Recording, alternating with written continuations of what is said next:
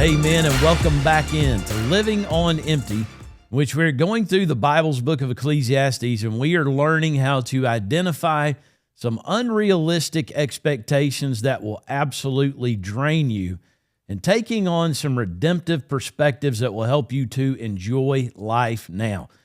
Go over to Ecclesiastes chapter 7, and we're going to touch on a theme that we touched on when we were back in Ecclesiastes chapter 3. Remember we talked about, am I unlucky, or are these seasons in my life just inevitable?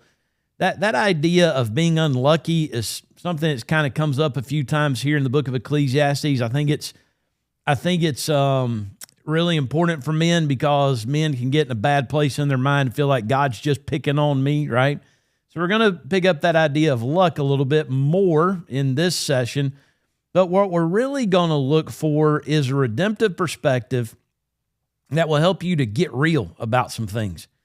And what I mean is, by get real is quit running to the extremes and find the balance in a redemptive perspective of what's really going on in your life. Because here's the deal, guys.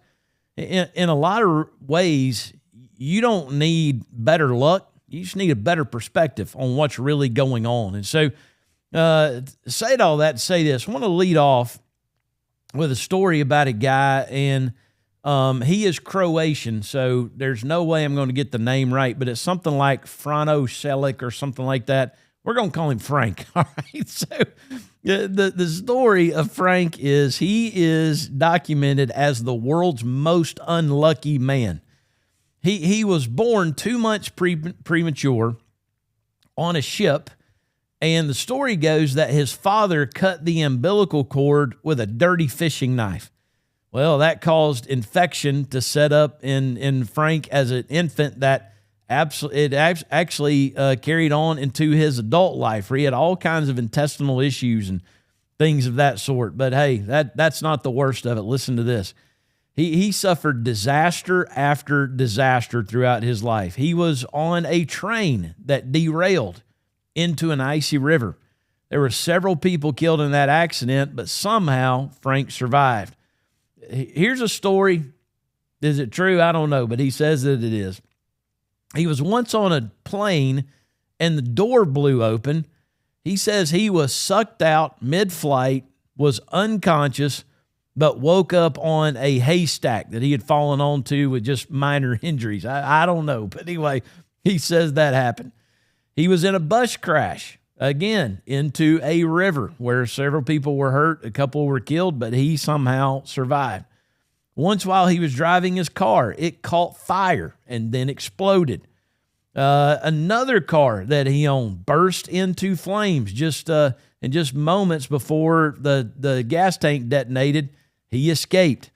Listen to this. One time he was hit by a bus. I mean, it's one thing after another, until 2003.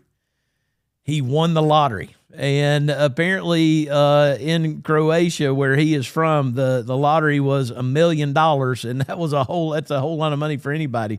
But he won the lottery of $1 million in 2003. Now a lot of people look at that and go, man, his luck changed. But here's what makes it really interesting about the story. He kept very little of the money. He gave most of it away. As a matter of fact, he bought 25 cars and gave them all to his friends. He was a music teacher, so he had a passion for musicians, and he knows how hard it is to get started. So he put up financing to help several bands kind of get their career started. He kept a modest amount of what he won in the lottery and lived in a pretty small home for the rest of his life until he died in 2016 at the age of 87. Now, here's the thing a lot of people look at and go, hey, man, all of a sudden his luck changed. Whatever, if you want to say that. But what I really want you to see out of this story is this. Maybe Frank losing taught him what winning a bunch of money could not. And that's what I think a lot of guys think, man, I need better luck. I need to win something. I need to, I need things to change in my life. Maybe what really changed in Frank's life was not the amount of money that he won, but through all those losses and through some of those tragedies, he took on a a different perspective that showed him what was really important in life. And maybe, I think every guy kind of has a vision. This is the way it's going to go. This is the way my job's going to go. This is the way my life's going to go. This is the way my family's going to go. This is the way my marriage is going to go. And we put all those expectations out there. And then the longer you live, sometimes you figure out life is a lot harder than you thought it was going to be. And then you get that bad attitude. Man, I'm unlucky. God's picking on me. And so Solomon teaches us in Ecclesiastes chapter 7 is that we're not as unlucky as our expectations are unrealistic. And so what Solomon's going to challenge us to do in this session is in 4 ways to get real, kind of get a redemptive perspective on some things in our life. So let's tackle all 4 of these. The first one is this: get real about our problems. Now, man, the first part of chapter 7, you're going to read some really shocking, kind of paradoxical kind of a statement. You're going, man, does he really mean that? So let's just kind of wade through them real quick. He says, a good name is better than precious ointment. I think every guy would agree with that, right? Man, you want to live with integrity, and what people think about you is really important. So he says the value of your name is really important. Got that. But look at this next one. The day of death, then the day of birth. Man, so we've got a little grandson who's, the time I'm filming this, he's about to turn 1 year old. Man, I'll tell you, last year when he was born, that was one of the best days of my life. I can't imagine a day of death, a funeral. I've done a lot of funerals. Those really don't seem like good days for people. It wasn't a happier day than the day my grandson was born or my 2 daughters were born. And then just kind of read on down some of the things that he says. He says, better to go to a house of mourning than to go to a house of feasting. I don't know, you ever played that game, White Elephant or Dirty Santa or whatever they call it at a Christmas party, and you take a gift, like you're the dude that gets stuck with a toothbrush, and the person across the room has a pretty cool coffee mug or something like that. It's like a Yeti. And you're like, dude, I am going to give you my toothbrush and I'm going to take your Yeti, right? That's kind of how the game works. I don't know anybody, if life was White Elephant or Dirty Santa, I don't know anybody who would say, I'll tell you what I'm going to do.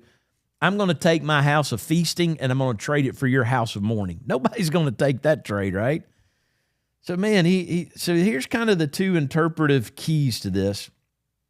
One is, let's kind of skip ahead to verse 14. He says, in the day of prosperity, be joyful. In the day of adversity, consider. He says, God has made the one as well as the other. The same God makes both days, so that man may not find out anything that will be after him. Man, you never know what's going to happen. Only God knows what's going to happen.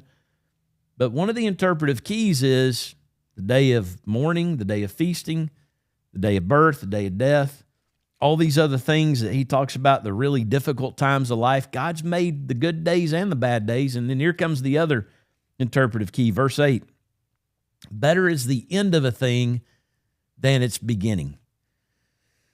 Now let's think about that for a moment. Man, it's always good to get things started. It's really exciting to have hope and possibility and all that kind of stuff. But you know what? Sometimes when you have all that hope and possibility, it's just full of hot air and dreams, right? It takes some time. It takes some hard work. It takes some tough times to get through it. And man, when you kind of get at the end of that thing, you hopefully look back and go, man, I went through some things, but boy, I'm a whole lot better off now than I was then. I want you to think about it like this. I don't think any guy wants to invite difficulty into his life. But here's my question. Do men grow more in prosperity or adversity? We all know the answer to that. It's adversity. I would say we don't learn very much in prosperity, but man, we learn a lot in adversity. And I've said this in these lessons. There's a lot of things I've been through in my life, especially in the last 7 or 8 years, that were some of the hardest things I've ever been through as a man, as a pastor. And even though I wouldn't have asked for any of those things to happen, now I look back on those things and I wouldn't ask for any of those things to be taken out of my story, because I'm a very different man now than I was before I went through all that. The end of a thing is better than its beginning. And when God makes both days, this is what you've got to understand. Hey, listen, when you go through hard times, it's not a curse. It's a classroom. God wants to teach you something. He wants to bring you through something. There's other Bible passages that tell us, man, the trial of our faith, it produces good qualities in our life, character and patience and hope. The trial of our faith refines our faith, and man, it brings it down to the genuine article that's really valuable before God. There's so many passages that kind of bear out that language. So, hey, let's get real on some problems, good days and bad days. Hey, listen, even on bad days, God's doing good things in your life. Bad days give you a good opportunity for God to work some strong things into your life. So let's get real about that. Get balanced. Don't swing to the extremes. Here's the second one. Let's get balanced about our faith. Go down to verse 15.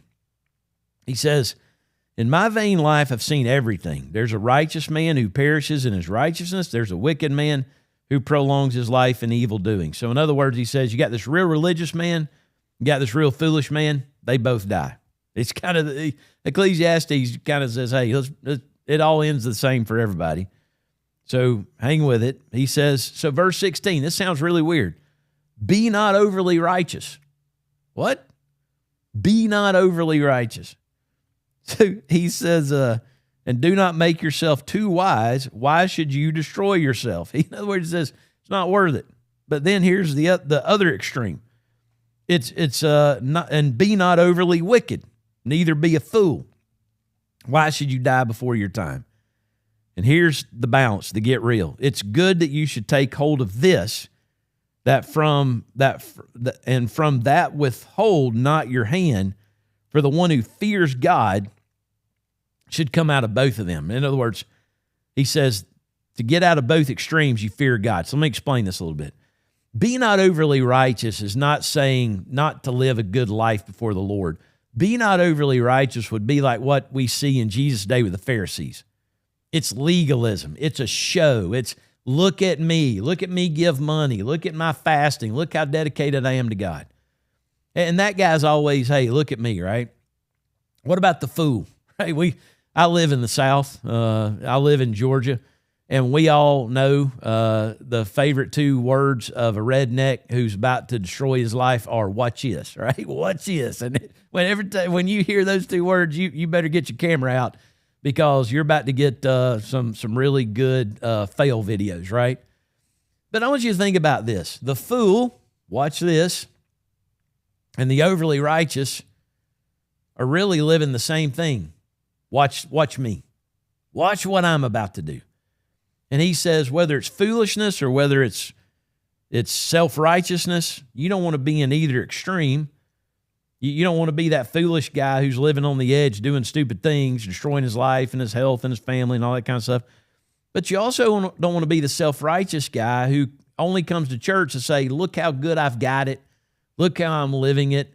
His religion is just a show because really both those lives end up dead and empty. What you want to do, the get real, is, hey, fear God. Fear God. Don't make worship a show. Don't make worship attendance a show. Don't make Christianity a show. If you really want to get to the substance and live in the lane of what this is really all about, repent of sin, turn to Christ, fear God, and listen, have a relationship with the Lord. It doesn't matter what anybody sees or doesn't see. You live for God. Fear God. Take hold of that. Here's the third one. Let's talk about criticism. Verse 19 through 22. He says, wisdom gives strength to the wise man more than 10 rulers who are in a city. Man, wisdom is important. He says, surely there's not a righteous man on earth who does good and never sins. Verse 20. Let me give you the Hebrew, the literal Hebrew of that verse. I'm not going to give you the literal Hebrew, but it ought to be this. Listen, nobody's perfect. Not even you. Even the best of us make mistakes. He says, man, there's not a righteous man on earth who does good and never sins. So nobody's perfect. Do not take to heart all the things people say, lest your heart, unless you hear your servant cursing you, your heart knows that many times you yourself have cursed others. Now, let's talk about this for a moment. I don't know anybody that enjoys criticism. Man, I'm going to tell you, you get criticized, boy, you take it to heart. I had somebody tell me the other day that they knew somebody who wouldn't come to our church anymore because they didn't like the preaching. So that's not the first time I've been told that. But I want to tell you, man, I thought about it for 3 days. Obviously, I'm still thinking about it right now because I'm using it in filming this video. But I don't care what it is. I don't care what people say. Man, you take it to heart and it hurts, right? And so what he's really saying is hey, let's bring the balance of it, because here's the deal. If I were to ask you, well, let me just put it like this. So I taught this lesson to our man church group here at Liberty the other day, and I asked them, about 60 guys in the room, and I asked them, how many of you have ever been criticized? Every hand in the room went up.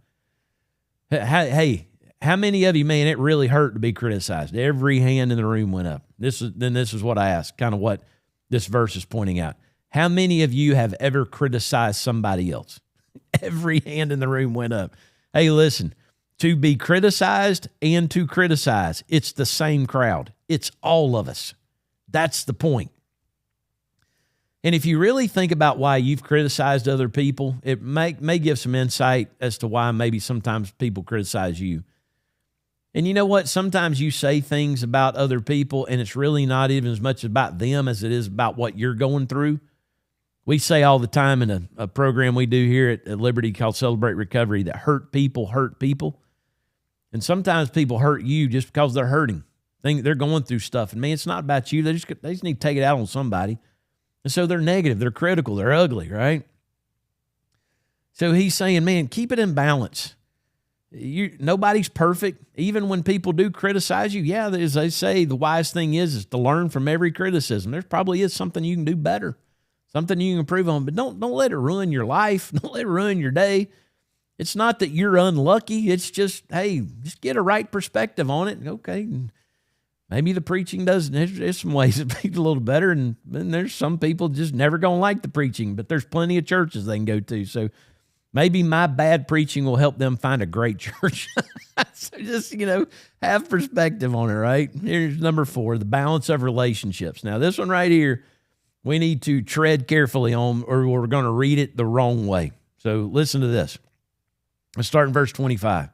Verse 23. He says, all this I've tested by wisdom, and I've said, I'll be wise, but it was far from me. In other words, he says, there's some things I never figured out. Take that. Some things you'll never figure it out. Relationships is one of those you're never going to figure out. He says, that which has been far off and deep, very deep, who can find it out? I turned my heart to know and to search out and to seek wisdom in the scheme of things, and to know the wickedness and folly of foolishness that is madness. And I find something more bitter than death. The woman whose heart is snares and nets, and whose hands are fetters. He who pleases God escapes her, but the sinner is taken by her. Now, this is a common theme for Solomon. If you go back and read Proverbs 5, he talks about the lure of this temptuous woman. And as men, man, we need to pay attention to this. We live in a very sexualized, tempting, pornographic kind of a culture. There is always this allure and the availability of women who lure you in. But man, there's nothing, it's as bitter as death to be captured by that. And listen, guys, you may think you're getting away with it, and hey, listen, you can just do it and there'll be no consequence to it. But notice he says in her hands are fetters. At some point, snares, nets. At some point, you're going to get trapped. And man, the consequence of that is going to be the worst thing you've ever been through in your life. So you're like, man, how do I deal with this temptation? Guys, we all feel it. It's part, that desire it's really hard because we deal with it all the time, right? But here's the thing, according to that verse right there, who escapes it? It's the one who pleases God escapes her, but the sinner is taken by her. You cannot make the decision of what you're going to do in a moment of temptation when you're in that moment of temptation. You've got to make the decision, I'm going to please God and I'm going to turn away from that temptation before you have that desire. You got to make that decision now, right? So that's the first part of this. You got to get real about that. But here comes a interesting little part. He says, verse 27, behold, this is what I found, says the preacher, while adding one thing to another to find the scheme of things. In other words, he said, I'm trying to piece it all together. This is what I found out. He said, my soul sought repeatedly But I have not found one man among 1,000 I found, but a woman among all these I have not found. See, this alone I found, that God made man upright, but they have all sought out many schemes. They have sought out many schemes. All right, so let's make sure what he's saying right there. So look what he says. He said, I looked around and I found one man out of 1,000. Pretty good guy, right? One man out of 1,000. That tells you, hey, listen, there's a lot of guys that are fools and they don't get it and, all this kind of stuff. But he says, I found one man out of 1,000. And then the flip side, he says, but I didn't find not one woman. Now, it's not a single perfect woman out there. Now, if you're watching this with your wife, you sure don't want to be saying right now, amen to that, right? But this is kind of what it's hyperbole. Yeah, you need to understand this is satire, what he's explaining right here. And he's kind of using hyperbole to prove a point. There's no perfect people, especially in relationships. Hey, listen, guys, you got marriage problems, family's tough. There's a lot of things going on. It's not that you married the wrong woman. It's probably that you married an imperfect woman. And you know what her problem is? Her problem is she married you. That's what Solomon is saying. You're not the one perfect man out of 1,000. I'll tell you, if you feel like you're the one perfect man out of 1,000, what he's really pointing to is you're the fool, all right? So this is the deal. He says God created man upright. He created us perfect and sinless. But what did the first man and woman do? They chose to invite sin into the world. And you know what? In that sin, it complicated all the relationships. So listen, you're not unlucky. You don't need to end the marriage and go find somebody else, because as soon as you go try to find the perfect woman, you're going to find, hey, listen, you've probably found the woman with the fetters and the traps and the snare in her hand. Man, don't go chasing after that. That's a delusion. That's an extreme. You need to get real and be balanced. And hey, relationships are hard. It's two imperfect people who married one another, right? And so he's just trying to kind of use some exaggeration to point that out. So get real and just work through it. We're going to see later on, I think it's Ecclesiastes chapter 10 or 11. He says, man, one of the things you need to do to really concentrate in your life is just work hard. Stay with the woman you married. Just work at it. He says that's going to make you happy in the long run. We'll get to that later on. But let's kind of end with this. So where is it in your life where you feel like, oh, Frank, I'm just unlucky, and if I could just have my luck change, it would fix my life, right? No. Where are you out of balance? Are you bitter about hard seasons? Are you exhausted trying to impress people instead of trying to really just fear God, right? Are you crushed by criticism? Are you disappointed in your marriage? Are you miserable in what's going on? Hey, listen, wisdom begins when we gain the perspective nobody's perfect, no season is perfect, but God's in control of it all. And I'm just going to seek him, right? But whenever we get real and we get balanced about things, a man becomes steadier in adversity. He has better perspective. He becomes more humble in his faith. I'm not trying to impress anybody, man. I'm just trying to let God teach me wisdom and build me into a righteous man that he's pleased with. I'm not trying to please everybody else. I'm trying to please God. When a man gets the redemptive perspective, he can be calmer with criticism. Do you really think you're above criticism? And do you really think you've never criticized anybody? When you put it in perspective, you're like, hey, man, it's just part of it, right? When you have a redemptive perspective and you get real, you can get stronger in your relationships. Instead of trying to put it all on your wife for her to get better and for her to change and her to be Miss Perfect, why don't you just kind of look at yourself and give, you know what, I can't control her, but I can make some choices about me. I can live for the Lord. I can repent of sin. I can improve on some things. If I want my marriage to be better, you know what? I got to work on some things and I got to get better, right? And that's a whole lot better perspective on stuff. Imagine the difference it can make if you just really land on the wisdom of this passage. Hey, listen. You probably don't need a whole bunch of money to change your luck. You probably need to be more like Frank and learn what to do with a bunch of money. Maybe that might change everything. Just that change of perspective. That's where Frank was, man. He got a bunch of money, but by the time he got a bunch of money, he really knew what to do with a bunch of money. That was just get rid of it, because it's not going to make your life any better.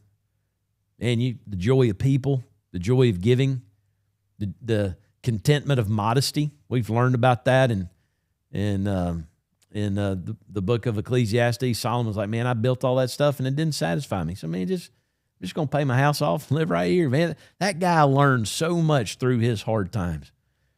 And here's the thing. You've got to understand that at the end of the day, when you have bad days, man, you don't need good days. You just need the Lord. Remember, he's got you in a classroom. He's not cursing you.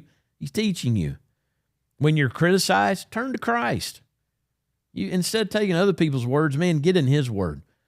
When you fail, man, just flow. Go to forgiveness. Ask the Lord for help. Apologize to other people, right? And when relationships are hard, just be redeemed. Find wisdom from the Lord. Let him build you into a more godly man instead of blaming everybody else for what they're not, right? That's the redemptive perspective. Turn to the Lord. Well, some good things to talk about in this session. As always, we'll attach some questions for you. And hopefully you're talking through those with some other guys and kind of using that iron sharpens iron mentality. And I'll see you. So you guys meet together, and I'll see you in the next session.